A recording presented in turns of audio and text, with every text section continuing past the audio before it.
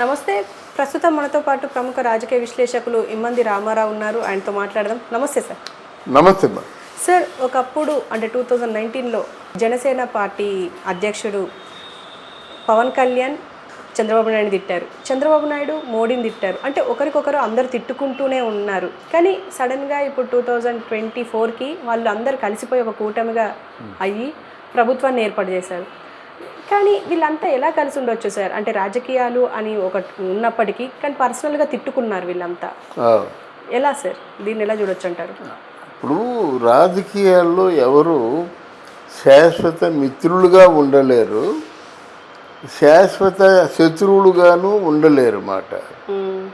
వీళ్ళందరూ కూడా ఆశపడేది పదవి గురించి. ఆ పదవి ఎందుకు? ప్రజలకు సేవ చేయడానికి. పదవి ఉంటే కానీ సేవ చేయలేరు కదా. సరే, ఆ పదవులు వచ్చిన తర్వాత ప్రజల జీవితం ఇంత అతలాకుతలం ఎందుకు అయిపోతున్నాయి? అదే మన ప్రశ్న. వీళ్ళు ఎందుకు కొలుస్తున్నారు? వీళ్ళు ఎందుకు సమర్థవంతంగా పరిపాలించలేకపోతున్నారు అన్నది మనం వేయవలసిన ప్రశ్న. మనమే కాదు, ప్రజలు కూడా వేయవలసిన పరిస్థితి. ఏదో మీరు అన్నట్టు మోడీ చంద్రబాబుని తిట్టాడు, చంద్రబాబు మోడీని తిట్టాడు, అలాగే చంద్రబాబు అనే పార్టీ పవన్ కళ్యాణ్ తిట్టారు. ఇవన్నీ తిట్టుకున్నారు.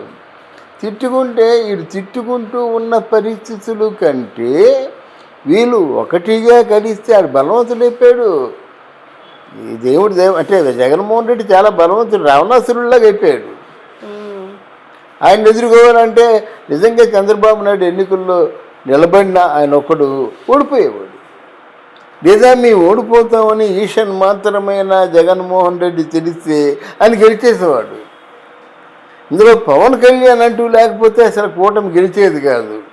ఆ పవన్ కళ్యాణ్ సరైన టైంలో సరైన డెసిషన్ తీసుకొని తెలుగుదేశంతో కలిశాడు. ఆ పార్టీ వర్గాల వారందరూ మన ఏంటండి మీ పని చేయమని నేను చెప్పినా పోయినోడు పొండి అని చెప్పాడు. ఆయన శాశ్వత ప్రయోజనాల కోసం ఆశించి చంద్రబాబు నాయుడుతో కలిశాడు. తర్వాత పవన్ కళ్యాణ్ తాలూకు రాజకీయ చతురత ప్రపంచంలో మొట్టమొదటిసారిగా తెలిసింది ఎక్కడంటే వీళ్ళిద్దరికీ మోడీ సహకారం తీసుకోవడం. మోదీ చంద్రబాబుతో కలవడు, చంద్రబాబు మోడీ దగ్గరికి వెళ్ళి మాట్లాడలేడు. అందుకే మోదీ దగ్గర చంద్రబాబుకి ఏదైనా కొంచెం మంచి రేపం ఉంటే 53 రోజులు ఒక నాయకుడు జైల్లో ఉంటాడా? ముఖ్యమంత్రిగా 10 ఏళ్ళు పనిచేసిన నాయకుడు అంతే కదా. ఆయన దగ్గర రేపం ఉంటే వెంటనే ఏదో విధంగా బయటికి తీసేస్తాడు, బెయిల్ ఇచ్చేస్తాడు, తర్వాత మీరు ఆర్గ్యుమెంట్ చేసుకోయా అంటాడు. అందువలన ఈ క్రెడిట్ అంతా పవన్ కళ్యాణ్ గెలిచింది, పవన్ కళ్యాణ్కే దక్కుతుంది. సరే, ఎలక్షన్లో గెలిచినంత వరకు బాగుంది మీ పరిస్థితి. చాలామంది మనొచ్చు మన శత్రువులు కదా, శత్రువులతో మనం ఎందుకు కలుస్తాము అని ఒక ఆలోచన. మరి వైఎస్ఆర్ కాంగ్రెస్ పార్టీకి అంతకుముందు బీజేపీ శత్రువులు కదా. వైఎస్ఆర్ పార్టీకి అవతల కాంగ్రెస్ పార్టీని ధిక్కరించి మరి వైఎస్ఆర్ పార్టీ కొనసాగలేదా? కాంగ్రెస్ పార్టీ ఏం చేసింది? మోదీ మాత్రం అడ్డం పడ్డాడు. మోదీకి ఈ జగన్మోహన్ రెడ్డికి ఉన్నటువంటి ఏవో ఉంటాయి కదా, అనుబంధాలు ఏదో ఉంటాయి కదా. దాంతో ఏదో విధంగా మొత్తానికి శిక్ష తప్పించుకుంటూ ఒక 5 సంవత్సరాలు వచ్చాడు. ఇది భారతదేశ చరిత్రలోనే ఒక చీకటి కోణం. ఇప్పుడు వీళ్ళు ఎందుకు చేరారు అంటే మీకు రామాయణంలో చిన్న అంశం చెప్పి వదిలేస్తాను. రావణుడు ఉన్నాడు, అనేక అధర్మాలకి ఒడిగట్టాడు. ఆఖరికి రాముడు భార్యను కూడా తీసుకొచ్చేశాడు. అంటే లంకలో ఉన్న ప్రజలకి రాముడు ఏమవుతాడు? ఇప్పుడు అయోధ్యలో ఉన్న ప్రజలు వానర కిష్కిందగా అంటే వీళ్ళందరికీ వాళ్ళు ఏమవుతారంటే వీళ్ళకి వాళ్ళు శత్రువులైనప్పుడు వాళ్ళకి రామాయణంలో ఉన్న రాముడు, లక్ష్మణుడు, హనుమంతుడు వాళ్ళకి శత్రువులే కదా లంకవాసులు. అటువంటి శత్రువు దగ్గరికి విభీషణుడు వచ్చి శరణు వేడాడు. ఎందుకు? ప్రజానష్టం జరగకూడదు, అంటే రక్తపాతం పారకూడదు, శాంతిమయం కావాలి. న్యాయం రాజ్యం ఆడాలి. ఈ కారణాల చేత వచ్చాడు. సొంత అన్నయ్య కదా రావణాసురుడు, నుద్దుకొని రావడం ఏంటి అంటే ఇది ఇప్పటి నుంచి ఉన్నది కాదు, ఎప్పటి నుంచో ఇది ఉంది. మంచి దగ్గరికి చేరుతారు ఎవరైనా, చెడు దగ్గర నుంచి పారిపోతారు. ఇక్కడ ఏమైంది, జగన్మోహన్ రెడ్డి 151 ఉంది, అక్కడేమో 21 ఉంది, 21, 22 అంటే 21 మంది సభ్యులు ఉన్నారు కనుక అప్పుడు జగన్మోహన్ రెడ్డి తాలూకు బలం ఎక్కువైంది. ఆ సభ్యుల్ని చూసి ఏదో కొంచెం చూసి చూడనట్టు ఉడుకున్నారు. ఇప్పుడు ఎవరున్నారు, ఎవరు లేరు కదమ్మా. లింగు మనకొని 3, 4 ఉన్నారు. దీనివల్ల ఆయనకి వాళ్ళ తాలూకు ఆపన్నహస్తం ఎలాగా ఉండదు ఒకటి. రెండోది ఏంటంటే వాళ్ళు వీళ్ళకి అభయం ఇవ్వడం వల్ల వాళ్ళ అస్తిత్వానికే ప్రశ్నార్థకంగా మారింది. అది మర్డర్ చేసినట్టయితే మర్డర్ చేసి బీజేపీలో జాయిన్ అయిపోతే అది ఆ కేసు తొలగిపోతుందా? మర్డర్ చేసి బీజేపీ కాలు పట్టుకున్నట్టయితే ఆ మనీ లాండరింగ్ స్కాము తొలగిపోతుందా? అందువల్ల వాళ్ళు ఈరోజు ఏంటంటే ఒక హాస్యాస్పదంగా మారిపోయింది. 100 మందిని చంపుతానాయా, బీజేపీ పార్టీలో చేరిపోతాను, నన్ను ఏమైనా చేయగలవా అంటున్నారు. హాస్యాస్పదంగా మారిపోయింది. సరే వీళ్ళ కలయిక ఏంటంటే ఆంధ్రదేశం పూర్తిగా పతనం అయిపోయింది. ఎప్పట్లో కానీ ఆంధ్రదేశాన్ని మనం రక్షించుకోకపోయినట్టయితే ఆంధ్రదేశంలో అంగుళ స్థలం కూడా మిగలదు. హిరణ్యాక్షుడు భూమినంతా చాపగా చుట్టి తీసుకెళ్ళిపోయినట్టుగా జగన్మోహన్ రెడ్డి మొత్తం ఆంధ్రప్రదేశ్లో భూములన్నీ కూడా చుట్టి చెంగలో పెట్టుకొని ఏ దేశానికో పారిపోతాడు, అవసరమైతే ఆంధ్రప్రదేశ్ని అమ్మేస్తాడు అనే మాటలు వచ్చాయి ఇప్పుడు. అలాంటి పరిస్థితుల్లో వీళ్ళు కలిశారు. ఇది విపత్కర పరిస్థితుల్లో కలిశారన్నమాట. ఒక తుఫాను, వరద ఎన్ని వస్తే అలాంటిదే మనకు వచ్చింది. మనకి ఆంధ్రదేశంలో రూపాయి లేదు. దగ్గర 9,70,000 కోట్ల రూపాయలు అప్పులు చేసేసారు వాళ్ళు. ఇది ఎప్పుడు తీరుతుంది? మధ్య మీదేమో రాబోయే 10 సంవత్సరాల వరకు తాగబోయే వాళ్ళ మీద కూడా అప్పులు చేసేసారు. ఓ 10 సంవత్సరాల వరకు వీళ్ళు తాగితే అందులో వచ్చే లాభాలతో కానీ అప్పు తీరదు.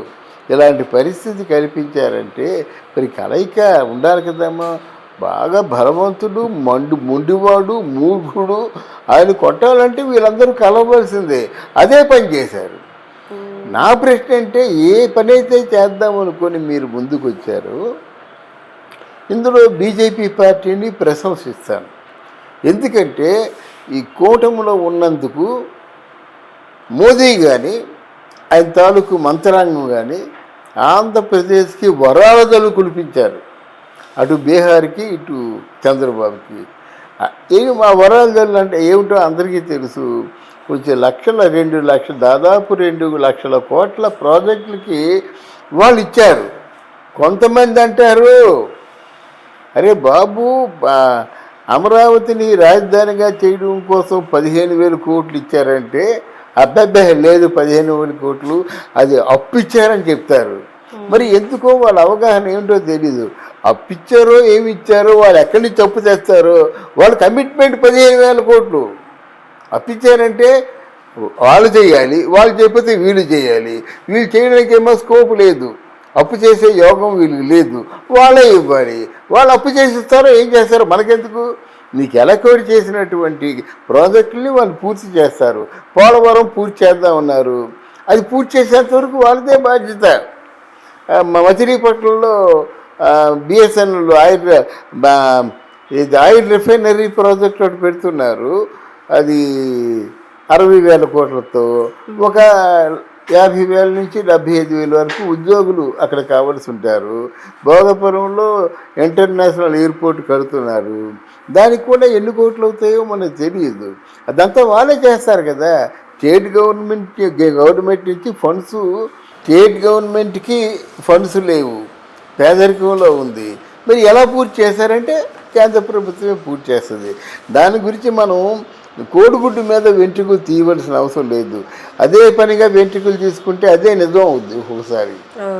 వాళ్ళు ప్రామిస్ చేశారు. నిర్మలా సీతారామన్ తెలుగులో అంది. మరికో 2 ఎయిర్పోర్ట్లు కూడా శ్రీకాకుళంలో ఒకటి, అక్కడ మన కుప్పం. అంటే వాళ్ళు ఎంత ప్లాన్డ్గా ఉన్నారంటే శ్రీకాకుళం, విశాఖపట్నం, విజయనగరం ఈ 3 ఒక్కచోట డెవలప్మెంట్ అయితే ఎయిర్పోర్ట్ వల్ల తుని నుంచి పోయినట్టు తుని, కాకినాడ, పిఠాపురం, రాజమండ్రి ఇది ఒక సర్కిల్. దాని తర్వాత అమరావతి ఉంది. దాని సెల్ఫ్ డెవలప్మెంట్ ఎలాగైనా ఉంటుంది. అమరావతి అవుతుందంటే 3,000 రూపాయలు గజం ఉన్నది, ఈరోజు 15,000 రూపాయలు గజం. దాని డెవలప్మెంట్ ఎలాగ ఉంటుంది? దాని మీద డిపెండ్ అయిన వర్కర్స్ కానీ, భవన కార్మికులు కానీ, తర్వాత షాపులు కానీ, అక్కడ బ్యాంకులు కానీ ఉంటాయి. అన్నీ అంటే మనిషికి అట్టి రాజధానిలో ప్రజా జీవితంతో ముడిపడినటువంటి హంగులన్నీ ఉంటాయి కదా. వేల కోట్ల పెట్టుబడులు అక్కడ ఉంటాయి. దాని మీద ఇంకా సపోజ్ 1,00,000 మంది పనిచేస్తే ఆ 1,00,000 మంది పనిచేసే వాళ్ళ మీద ఆధారపడి మరో 10 లక్షల మంది బతుకుతారు. అర్థమైందా? ఉప్పు, పప్పు, పసరగొట్లు, బట్టలు ఇవన్నీ ఉంటాయి కదా.